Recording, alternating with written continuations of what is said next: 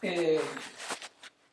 aula de hoje é sobre séries de Fourier e geometria. Pode não estar muito evidente o que séries de Fourier tem a ver com geometria.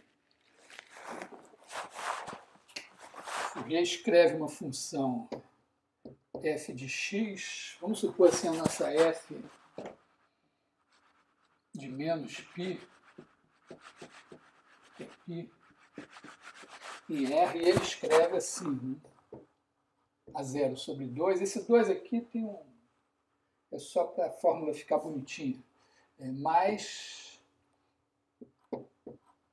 somatório de n igual a 1 ao infinito de AN cosseno de nx mais BN seno de nx.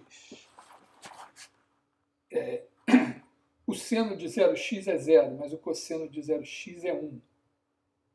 Por isso tem o A0 e a fórmula dele é a mesma que as daqui, desde que você põe esse sobre 2.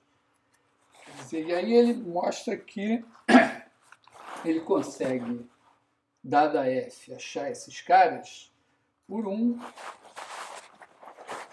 macete, né? Ele multiplica dos dois lados, faz a integral de menos π a π, pode 0 a 2π se fosse, de f de x, por exemplo, cosseno de kx dx, e isso daqui vai ser a soma das integrais, quer dizer, integral de menos π a π de, que a gente pode botar o A0 sobre 2, de f de x dx, mais somatório de n igual a 1 a infinito de AN, integral de menos π a π de f de x cosseno nx dx, mais integral de menos π a π de Bn f de x seno de nx. E aí ele constata que todas essas integrais dão zero, exceto a que tem aqui cosseno de kx, que dá π. E aí ele tira, e vale aqui também, a integral do cosseno kx de menos π a π é zero. Então você tem aqui que o AN é igual a 1 sobre π, integral de menos π a π, K, né?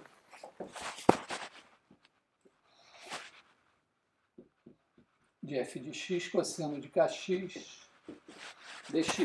E essa fórmula vale para esse A0 aqui também, desde que você põe isso sobre 2. E bk é igual a 1 sobre π,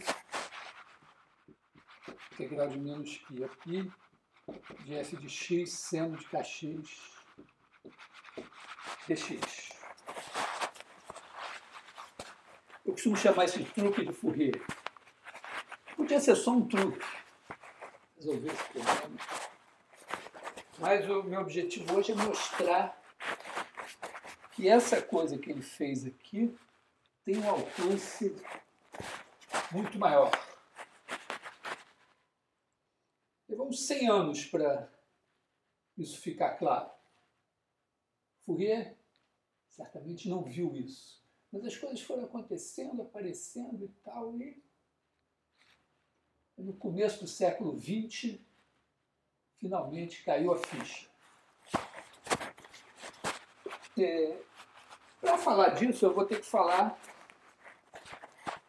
de coisas que tem antes do Fourier e alguma coisinha que vem depois do Fourier. Uma coisa que vem antes do Fourier é o Teorema de Pitágoras.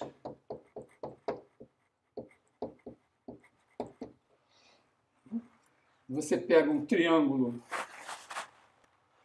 de lados A, B e C, retângulo.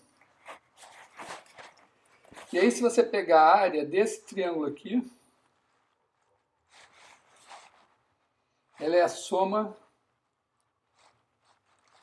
da área desse quadrado, desculpa.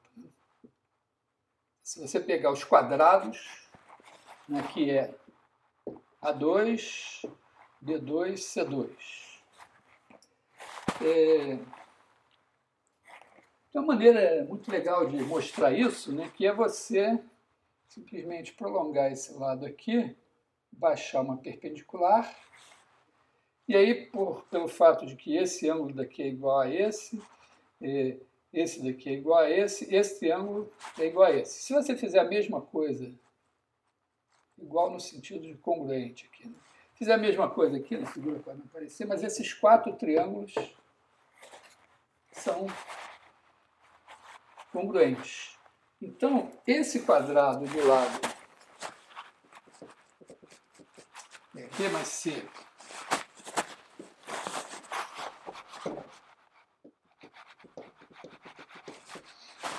quer dizer, aqui é B, esse aqui é B. Então, B mais C ao quadrado é igual a 2.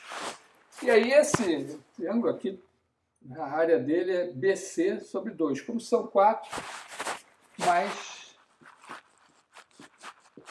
2BC. Podia ser algébrico e já está na mão, né? Mas você também pode fazer aqui isso geometricamente. E se você olhar para este quadrado aqui, aqui você tem BC, então esse lado é B mais C. Aqui você tem B2 mais C2, esse daqui é igual a esse.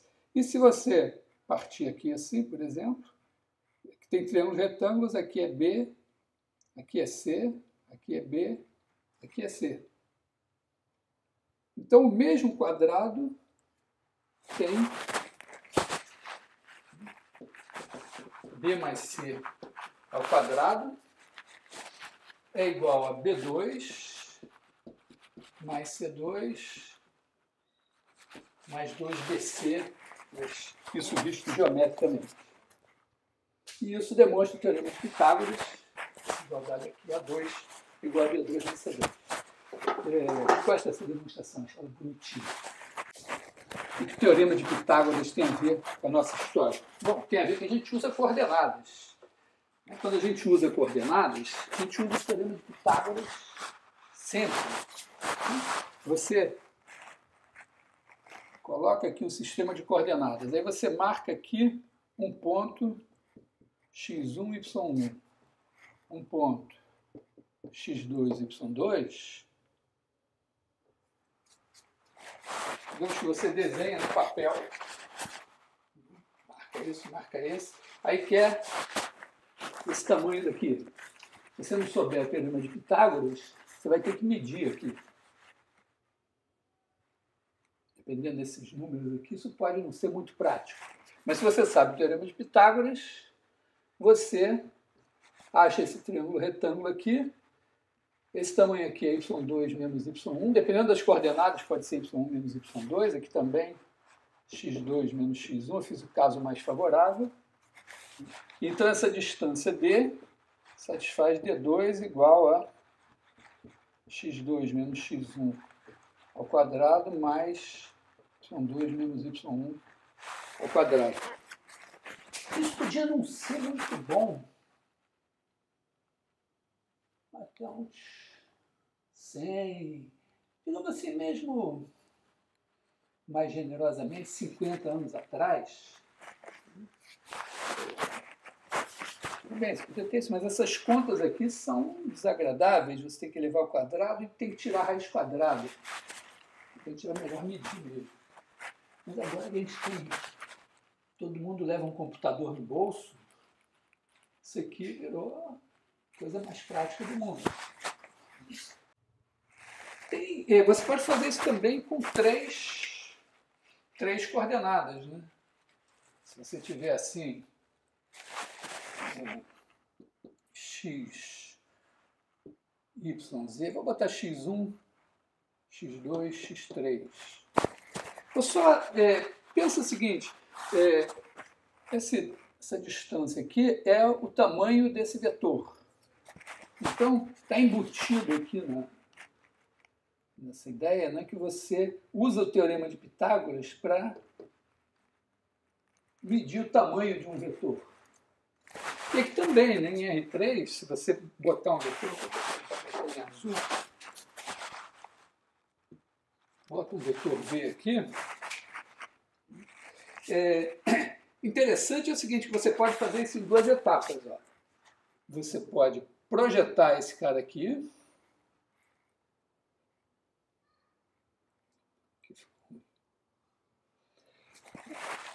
E aí, você tem o seguinte, né?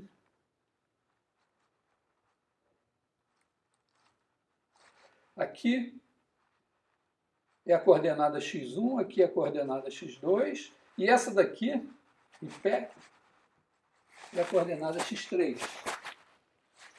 Então, você tem, chama esse vetor aqui de V barra, tem um triângulo retângulo aqui. Então, o tamanho de V ao quadrado tem um teorema de Pitágoras aqui. Né? É o tamanho de V barra ao quadrado mais x3 ao quadrado.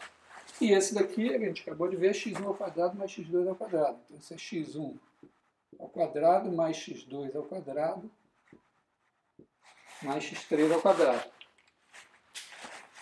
Teorema de Pitágoras em ação. Imagine no espaço você medir, você dá os dois pontos pelas coordenadas, se você tiver que marcar, marcar coordenadas, botar, precisa de 3 pessoas, né? Uma para segurar o ponto aqui, outra para segurar o outro ponto ali e uma terceira para vir com, sei lá, fita métrica, um barbante, uma trena, lá o que for, para medir. Aqui não. A gente faz uma conta, algumas contas, com o nosso computador de bolso, chamado celular. E pronto. Tem uma coisa que não existia, quer dizer, os vetores ainda não existiam no tempo do Fourier. Os vetores meio que vão surgir, se consolidar a partir do trabalho do Hamilton. Hamilton foi um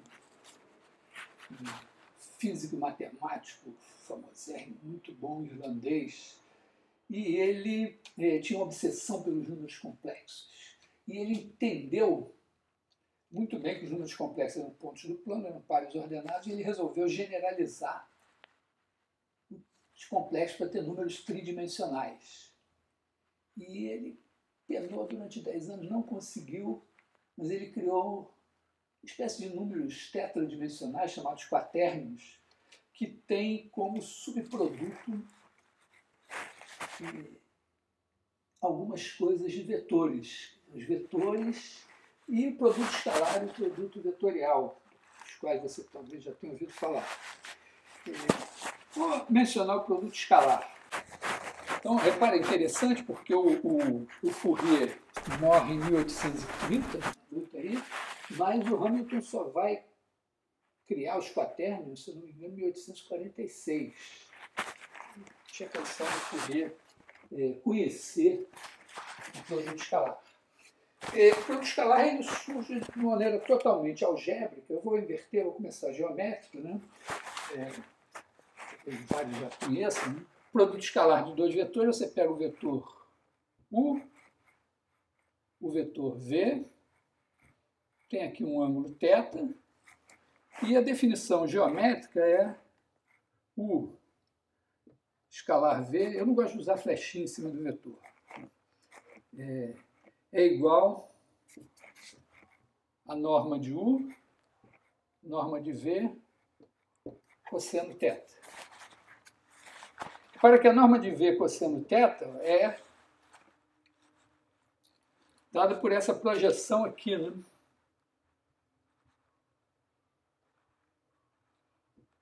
Se jogar, baixar aqui um ângulo reto, norma de V cosseno θ. Com isso, dá para a gente mostrar uma propriedade muito importante, que é o seguinte, né? Se você tiver aqui o U pegar o V1 e o V2, você tem aqui o V1 mais V2. Então, o produto escalar de U por V é o produto da norma de U pelo tamanho dessa projeção, que tem um sinal aqui, né? Para cá ela vai ser negativa. Então, se você olhar aqui o produto escalar de U por V1 mais V2, é o produto escalar, o produto do tamanho de U por essa projeção aqui, do V1 mais V2. Mas olha só, ela é igual à projeção do V1 mais a projeção do V2. Então se deixa claro que esse produto é U escalar V1 mais U escalar V2. E também, vamos dizer, é claro, né, que se você multiplicar o V por um número, o produto escalar sai multiplicado por aquele número. Então também é verdade que U escalar, digamos, T vezes V é igual a T vezes U escalar V. Bom, terceira propriedade básica, né? U escalar V é igual a V escalar U.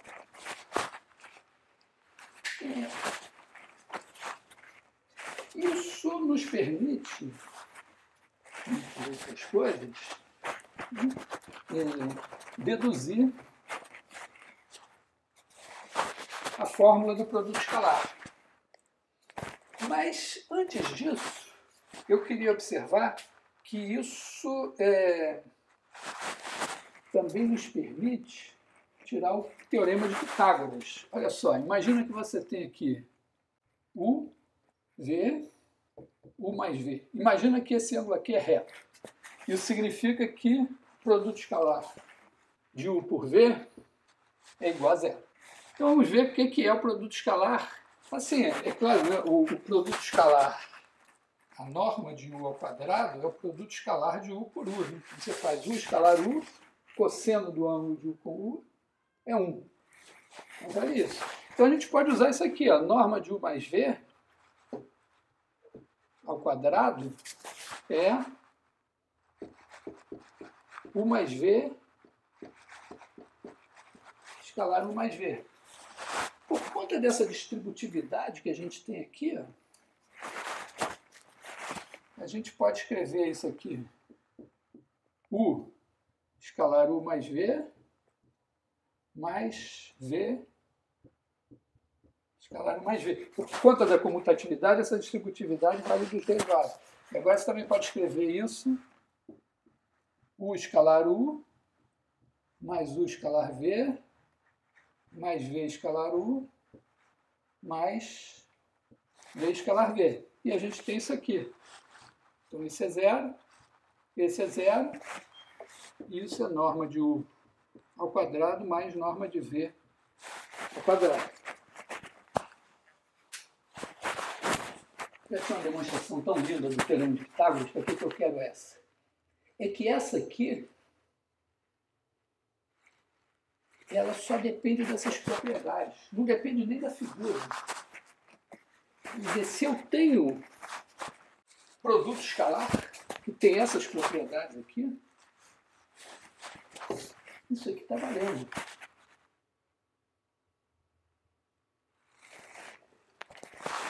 Claro, também eu posso usar essas propriedades para tirar a fórmula do produto escalar. Imagina que eu coloco um sistema de coordenadas assim, eixos perpendiculares. Mas eu tenho aqui, então, o vetor U1 e o vetor U2, que são unitários e ortogonais. Então, isso significa que U1 escalar U1 é igual a 1. U2 escalar U2 é igual a 1. E o 1 escalar U2 é igual a 0. Então, se eu pegar um vetor V aqui,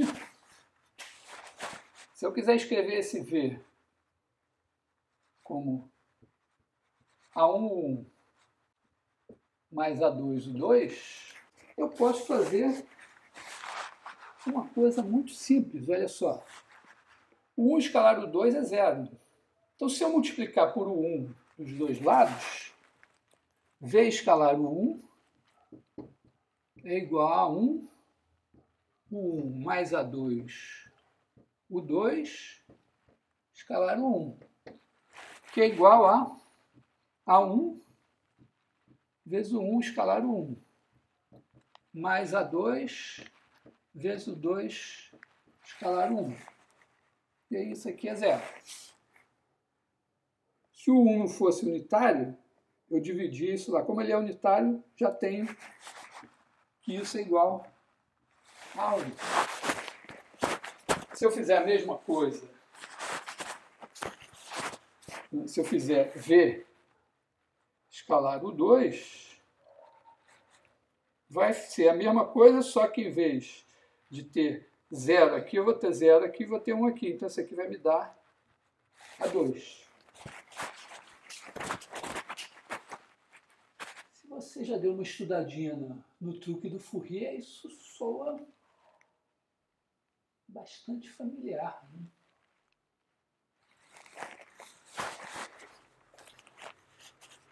Esse é o link para introduzir a geometria na série de Fourier. É a ideia de que, se você tem o produto escalar em R2, pode fazer em R3 também, você transporta a geometria para o produto escalar. E ela passa a depender só dessas propriedades aqui. As propriedades estão aqui. Você tem uma coisa, então... Agora eu vou usar a notação... Deixa assim, vou deixar assim mesmo. O produto escalar tem essas propriedades. O produto escalar de U por V é igual ao de V por U. O produto escalar de U por V1 mais V2 é igual ao de U por V1 mais o de U por V2. Não precisa fazer o de 1 mais o 2 por V, porque a comutatividade já garante isso. O produto escalar de U por TV é igual a T vezes o produto escalar de U por V. É a mesma coisa se for TU por V. E tem uma propriedade que não está aqui, mas que tem no produto escalar, é que o produto escalar do vetor por ele mesmo é maior que zero. Eu vou incluir aqui. O produto escalar de U por U é maior ou igual a zero. E o produto escalar de U por U igual a zero, se isso só ser U for igual a zero.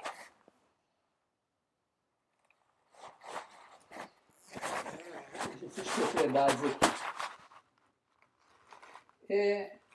Vamos então, isso aqui vale para vetores no plano, no espaço e tal.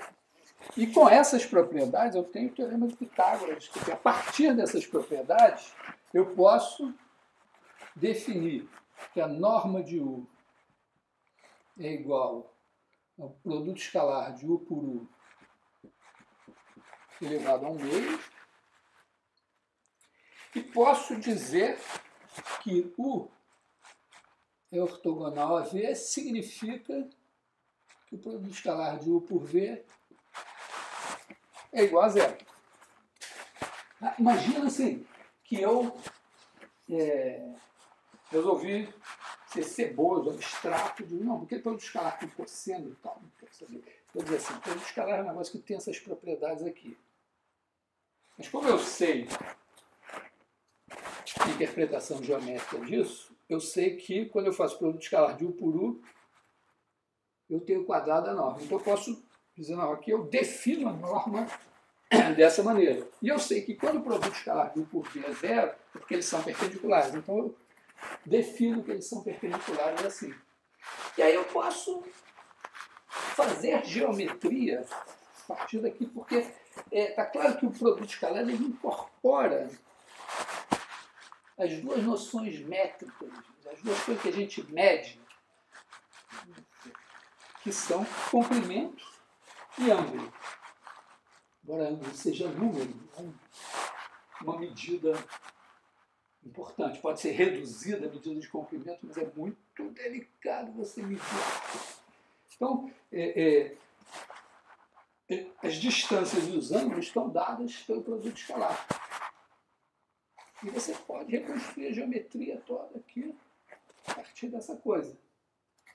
Olha, pensa só, tem uma pequena imperfeição no negócio de Fourier, mas vai ser sanado 100 anos depois.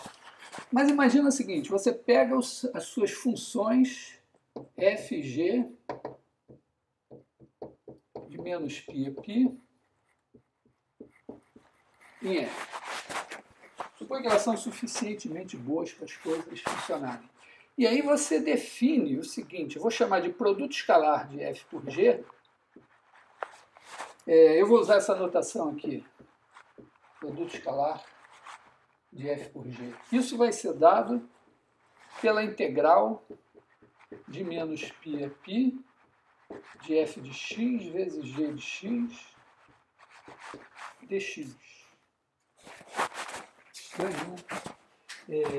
Para ter um link, né, esse produto escalar que a gente tem, você pega as coordenadas,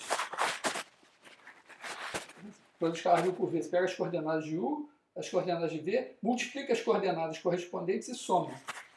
Aqui é a mesma coisa, ó, a f, as coordenadas da f são os valores de f em cada x. Você está multiplicando pelas coordenadas de g e somando.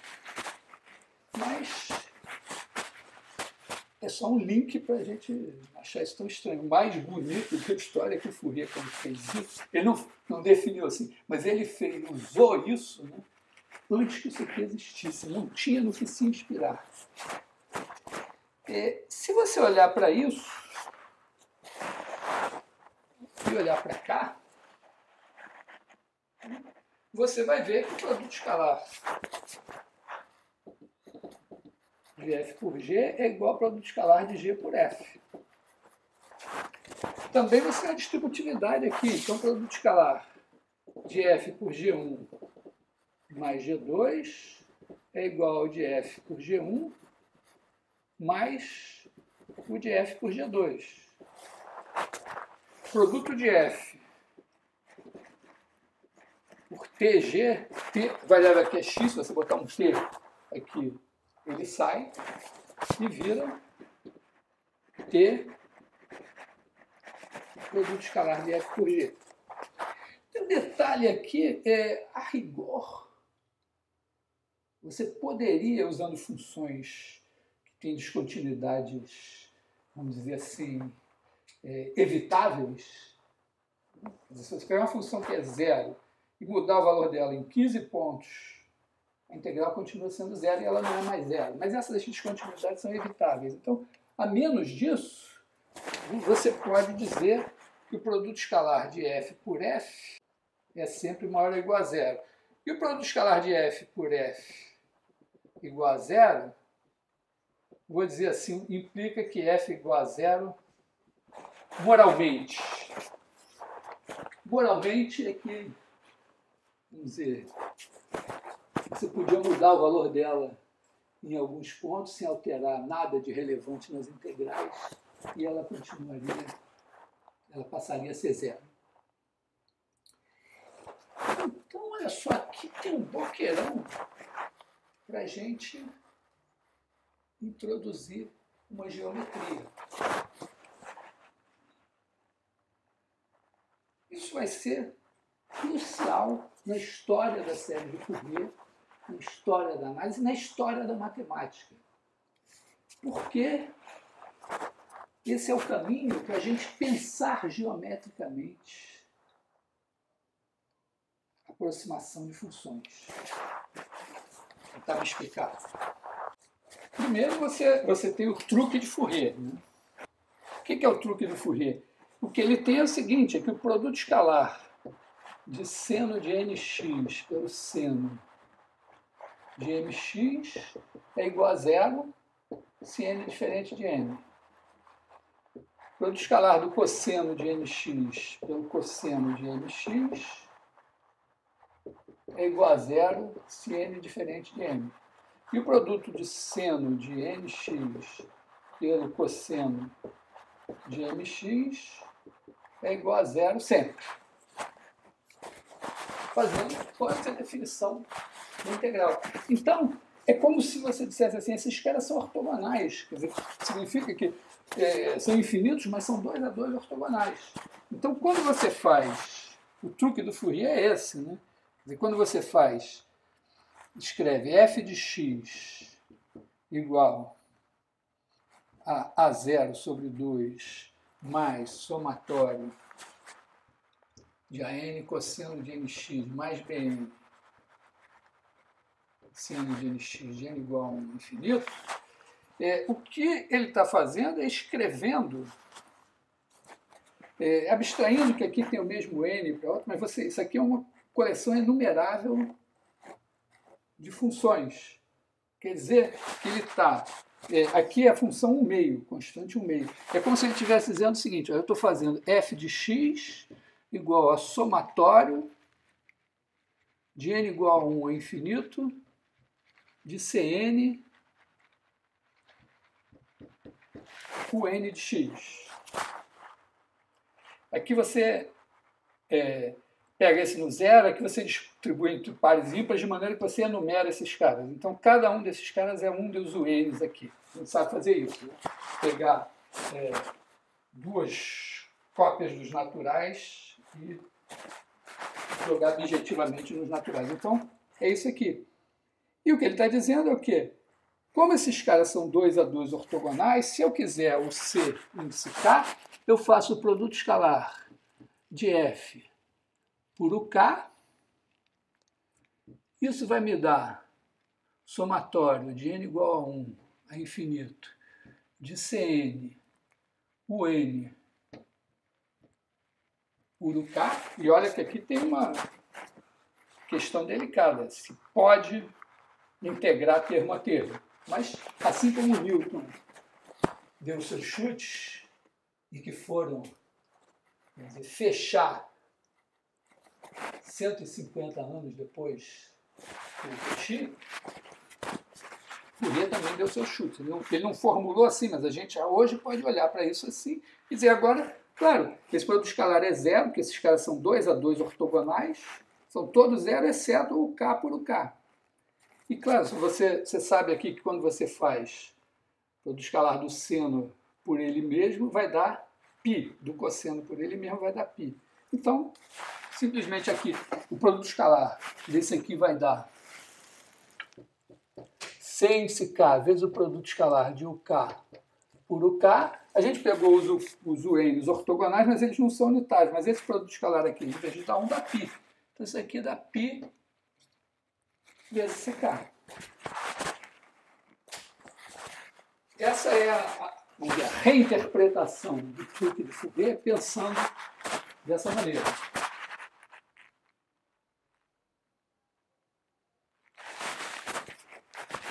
Para você ter uma ideia, isso aqui só se tornou realmente claro no século XX e a mecânica quântica teve muito a ver com isso.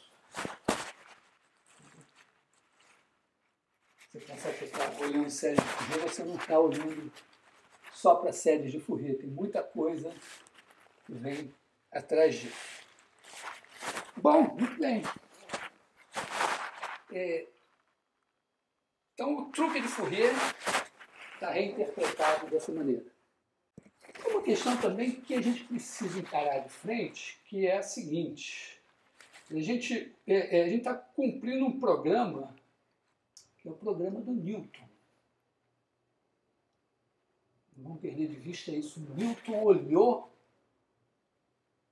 para a expansão do número em base 10, com casas decimais, e disse, caramba, esse aqui, então, que o número é isso, ele é dado por uma soma infinita, e se eu truncar, eu tenho uma aproximação. Vou fazer isso também para as funções. Então, o Newton, o que ele fez? Ele escreveu uma função como um limite de funções mais simples, que eram polinômios, a série de potências.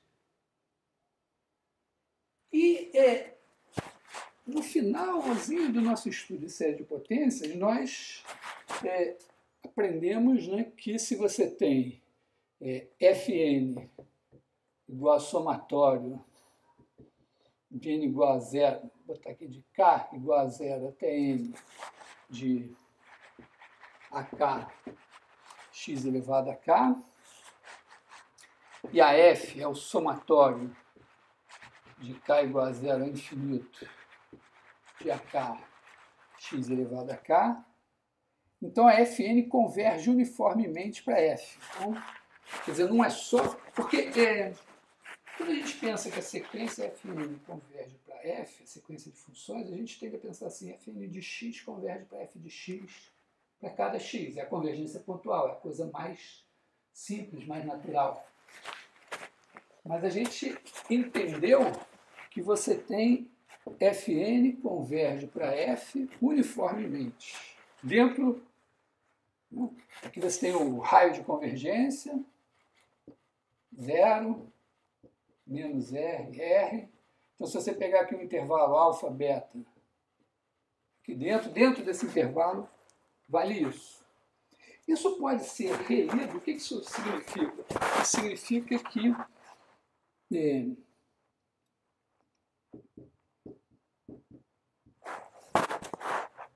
isso daqui tende a zero.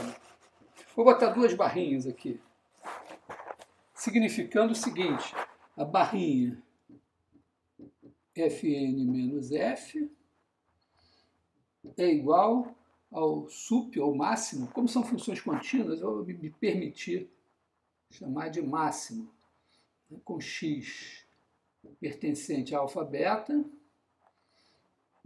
de Fn de x menos f de x. Repare que isso é uma noção de distância.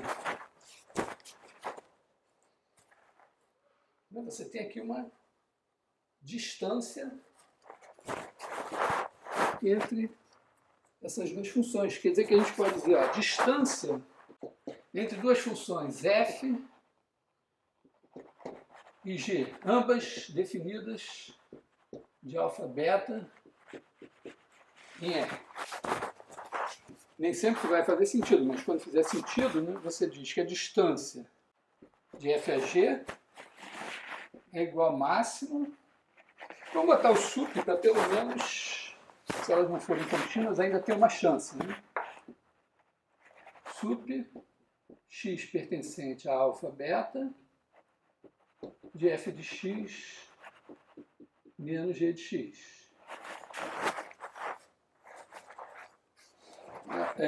A vizinhança. Esse aqui significa assim, se você fizer um desenho, você tem aqui sua f, intervalo alfa beta, e aí você, para todo epsilon, você dá uma faixinha aqui de epsilon e a Fn tem que cair. Eu devia botar uma letra assim, D de F a G, mas aqui está embutido também, na verdade, uma norma. Né? A norma de F, vamos pensar em F, vamos chamar de H. Norma de H é igual a sup com x pertencente a alfa beta do módulo de H de x. Essa é a distância que impera na convergência uniforme.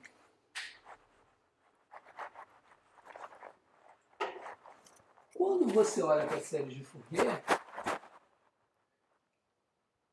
já que tem esse produto escalar escondido lá da integral, faz sentido você pensar uma coisa diferente. Então, pelo fato de você ter esse produto escalar uma integral, vamos pensar de maneira mais ampla, né? Então, pensar assim, imagina que você tem funções f e g do intervalo AB, manter o alfa beta em R. Você pode introduzir no conjunto das funções de alfa, beta em R, esse produto escalar, o produto escalar de f por g é igual a integral de alfa até beta, de f de x, g de x, dx. Então, na série de Fourier faz esse sentido. Quando você introduz esse produto escalar, você pode dizer então o seguinte, olha, eu vou considerar aqui que a norma da função h vai ser a integral de alfa até beta de h de x ao quadrado de x extraída a raiz quadrada. Essa é a norma, a maneira relevante de medir funções da série de Fourier. Então, na construção do Fourier está embutida uma nova ideia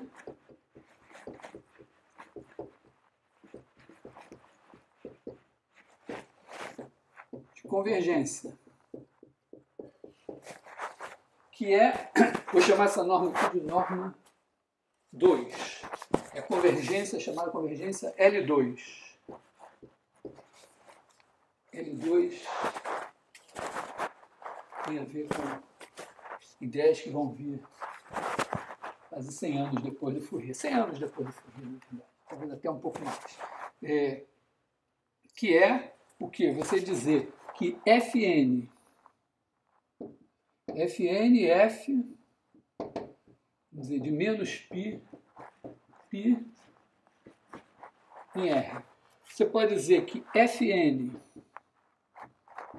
converge para F em L2 sem somente ser o limite, quando n tende para infinito, de Fn menos F, quer dizer, da distância de Fn a F, é zero. Essa é a ideia de limite. Só que a distância vai ser medida assim. Quer dizer, você... É como se eu tivesse em R2 ou em R3, quer dizer, o tamanho do vetor x1, x2, x3 é x1 ao quadrado, mais x2 ao quadrado, mais x3 ao quadrado, tirado a raiz quadrada. Que mesma coisa. Cada valor de h é uma coordenada. Você eleva ao quadrado as coordenadas, soma tudo e tira a raiz quadrada. Se o Fourier tivesse nascido no século XX, isso aqui já estaria construído e ele poderia se inspirar dessa ideia de vetor, de produto escalar, para fazer o que ele fez. Na verdade, ele não podia, porque ele foi um dos criadores do produto escalar. É claro que o Fourier tem esse insight maravilhoso, tem essa sorte também. Muito já disseram essa frase, né? Quanto mais eu treino, mais sorte eu tenho. Quanto mais eu estudo, mais sorte eu tenho. Você vê que eu queria fazer e tal. Mas ele jogou isso, e isso tem a ver, ele não sabia naquele momento, com a ideia depois do produto escalar, que é supergeométrico. Então, quando você... Eu falei isso, né? Quando você tem aqui fazer de maneira mais abstrata, assim, quando você tem um plano aqui e tem um vetor aqui assim, vou botar o vetor aqui, e um vetor azul aqui, vetor V, fora do plano, quando você quer o ponto do plano mais próximo de V, o que você faz? Você projeta o V aqui e obtém um V barra aqui. E esse ângulo aqui é reto. E esse V barra é o cara desse plano que está mais próximo de V.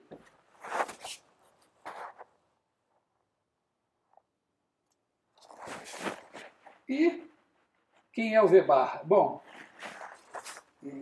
você tem que, vamos dizer, a norma de V ao quadrado é igual à norma de V barra ao quadrado mais a norma de V menos V barra ao quadrado. V menos V barra é esse cara aqui. Se esse V barra tiver dado, se você tiver aqui dois vetores, o 1 e o 2, unitários e ortogonais, pelo menos ortogonais nesse plano, você pode escrever o V barra igual a A1 mais A2, o 2. Você não sabe quem é o V barra. Mas você sabe o seguinte, que o A1 é igual a V barra escalar o 1 e o A2 é igual a V barra escalar o 2. Eles são unitários. Se eles não forem unitários, você divide por alguma coisa. Acontece o seguinte, olha, que o V... Eu não tenho como usar isso para calcular o V barra, quer dizer, minha ideia é que eu tenho o V, eu quero achar o V barra. Eu não tenho como achar o A1 e o A2 assim, porque eu não tenho V barra. Mas eu tenho V. E eu observo, o V é o V barra mais uma coisa que é perpendicular a esse plano. Então é perpendicular ao 1 e ao 2. Quer dizer que V menos V barra escalar, que está o pontinho ainda, o 1 é igual a 0 e V menos V barra escalar o 2 é igual a 0. Então, tanto faz eu multiplicar o V barra pelo 1 ou o V pelo 1, vai dar a mesma coisa. Então, eu posso escrever isso aqui, ó, V escalar o 1 e V escalar o 2.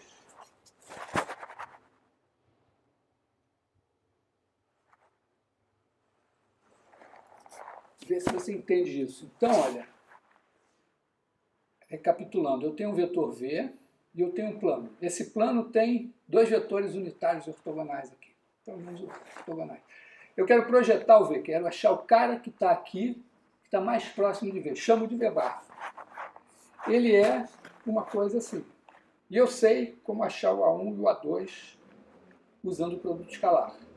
Só que por conta desse Pitágoras aqui, desse triângulo retângulo aqui, tanto faz eu multiplicar V barra por 1, como V por 1 vai dar a mesma coisa.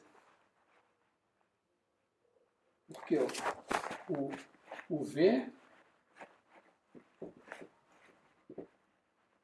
barra é igual a V menos V barra. Então, se eu multiplicar o V barra por 1, eu tenho que multiplicar esse por 1 e esse por 1, mas esse por 1 é 0, então só fica esse.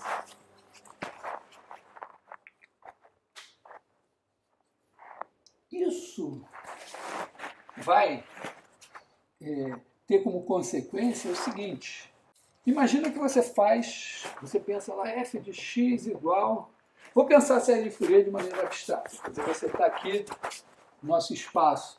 Quer dizer, você tem o 1, o n, todas são funções de menos π em R. Eles são lá constantes, o seno, o cosseno, estou chamando todo mundo de n.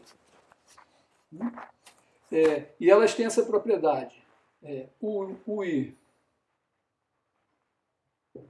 escalar o J é igual a 0 se I é diferente de J e π se I é igual a J. São ortogonais. Então, imagina que eu tenho a função f de menos π em R, e eu quero aproximar minha f de x, aproximado por, chamar de C1, né? C1, o 1 de x, mais Cn, o n de x. Quer dizer que eu quero pegar o z primeiro, achar a melhor aproximação de f por eles. É exatamente isso aqui. Vou fazer o desenho de novo. Claro que tem uma certa abstração nessa história. Imagina o seguinte, eu vou desenhar como se fosse um plano. Aqui é onde vivem uso 1 até o n. Todos os caras que eu escrevo assim estão aqui. A minha f não é uma combinação linear desses caras, ela está aqui fora. Eu vou desenhar ela como um vetor f. O que eu quero? Eu quero o cara daqui, que é o 0. Quero achar esse f barra aqui. Esse cara daqui é o f barra. Ele vive nesse mundo aqui que todo mundo é combinação linear desses caras.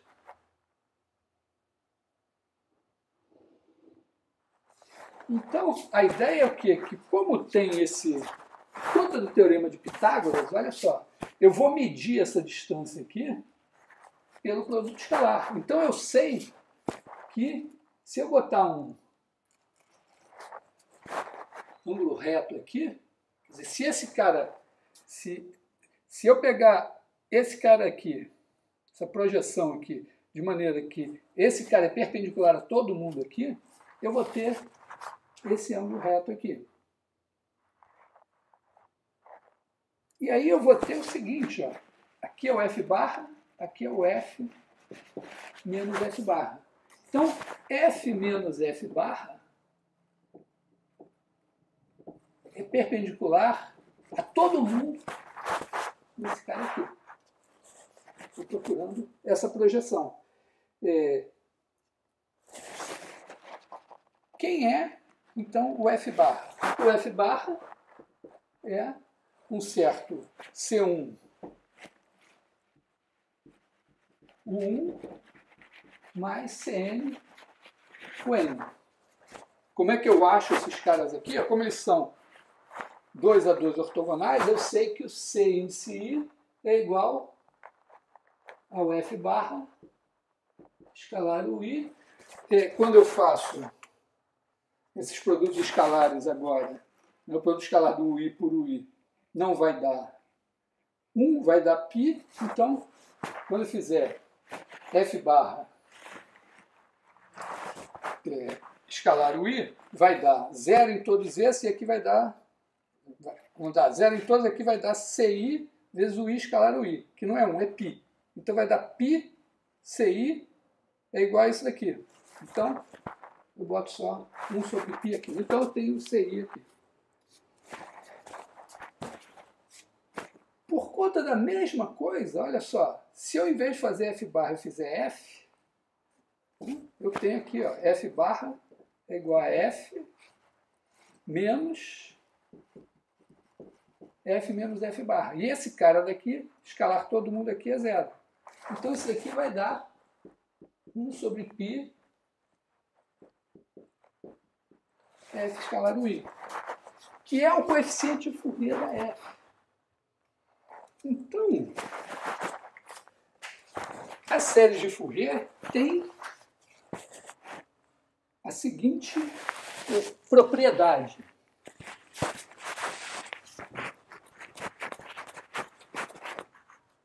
Se eu medir a distância,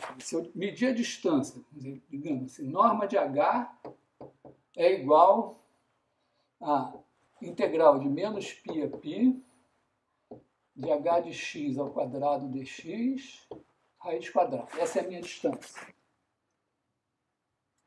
Se eu pegar e aproximar f de x por a0 sobre 2 mais somatório de i igual a 1 até n, de an cosseno de ix mais bn seno de ix com a n igual a 1 sobre π integral de menos π a π de f de x cosseno aí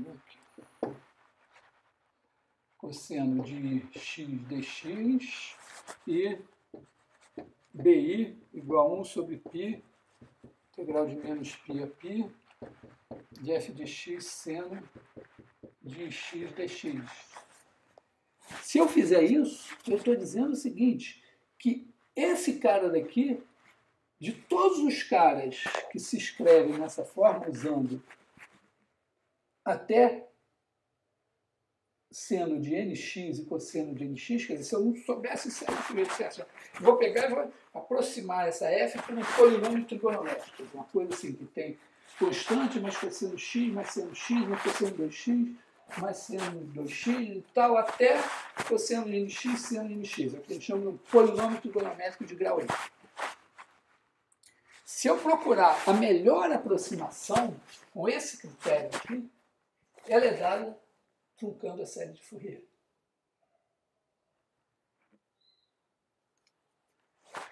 Essa é uma propriedade exclusiva da série de Fourier. E ela tem por trás dela toda uma geometria. Então, a série de Fourier, elas introduzem duas enormes novidades.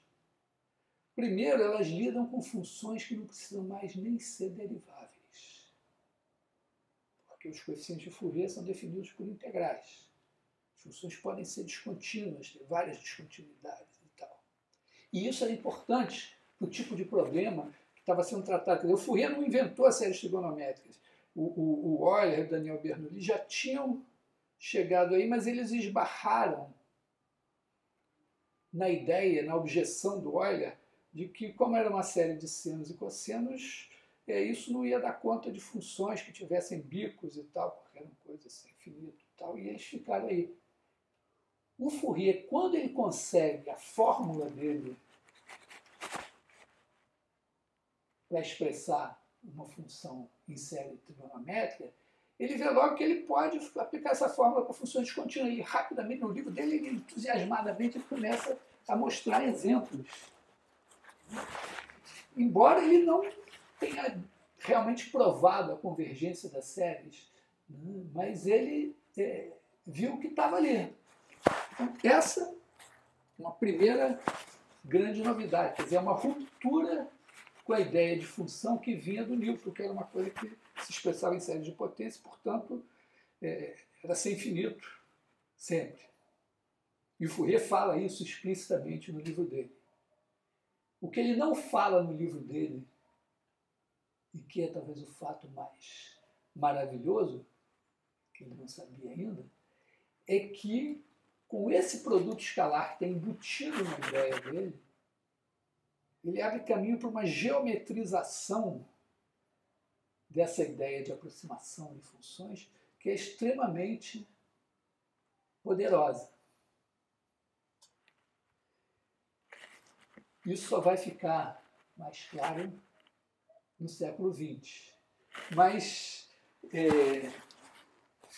cabe dizer que o problema da convergência da série de Fourier é um problema delicado. Claro, você está lidando com funções descontínuas. Nos pontos de descontinuidade não tem como a série convergir o valor da função no ponto, a menos que ele seja, vamos dizer, que você escolha o valor a posteriori. Mas começa a pipocar ao longo do tempo exemplos, aparece até exemplo de função contínua em todos os pontos que tem, que a série Fourier diverge em um certo ponto, até em uma infinidade de pontos. Se você for para funções descontínuas, mas que são integráveis, pelo menos no sentido numérico, aparece no século XX já, 1928, um exemplo de uma função que é integrável, mas que a série de Fourier diverge em todos os pontos. Isso não chega a ser um grande problema, porque o que importa é a convergência nesse sentido dessa norma aqui. Mas eu vou comentar ainda um pouco desses desdobramentos, vou fazer uma aula com slides e tal, para fechar essa coisa do Newton, Cauchy e tal. Mas eu tenho essa ideia, quer dizer, na série de Fourier, na ideia do Fourier, está embutido um produto escalar, uma ideia de ortogonalidade, e essa é a ideia importante da convergência da série de Fourier.